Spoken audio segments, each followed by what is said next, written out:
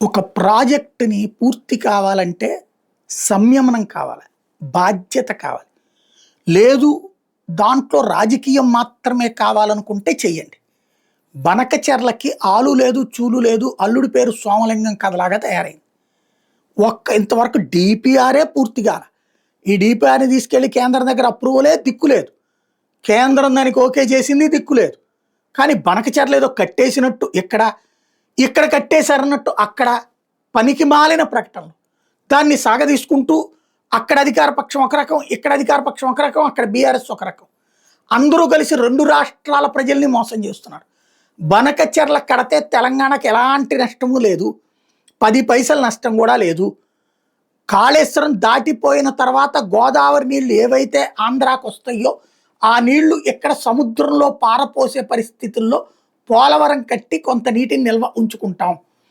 అయినా కూడా మిగిలిపోయినటువంటి నీళ్లు బోలెడన్ని టీఎంసీలు ఉంటాయి. 2000 టీఎంసీల దాకా ఉంటాయి ప్రతి ఏడాది. ఆ నీళ్లలో ఇంకో 100-200 టీఎంసీలో బనకచెర్లకు వాడతారు. ఆ రూట్లో ఏమైనా లిఫ్టుల ద్వారా కాలువల్లోకి నీళ్లు పోసినా పోసుకుంటారు. ఈ తెలంగాణకి ఏం నష్టం? వాళ్ళు వదిలేసిన నీళ్లే కదా ఇక్కడికి వస్తుంది. కానీ అదేదో తెలంగాణకి నష్టం అన్నట్టు కావాలని తెలంగాణ ప్రజల్ని రెచ్చగొడతా, సాధారణ పల్లె ప్రాంత ప్రజల్ని రెచ్చగొడతా, ఈర్ష్య, అసూయ, ద్వేషాలు పెంచుతా ఆంధ్ర బాగుపడిపోతుంది అన్నటువంటి కోణంలో ఇది కట్టకూడదన్నటువంటి ఒక దుర్మార్గమైనటువంటి పోకడ కాంగ్రెస్ కానీ అక్కడ బీఆర్ఎస్ కానీ చేస్తోంది. దాన్ని ఆ విధంగా ఎత్తి చూపెట్టి ఇది తప్పు అని చెప్పలేని సంక్లిష్ట పరిస్థితులలో రాజకీయాల్లోకి నెట్టబడింది భారతీయ జనతా పార్టీ. నోరు మూసుకు కూర్చుంది.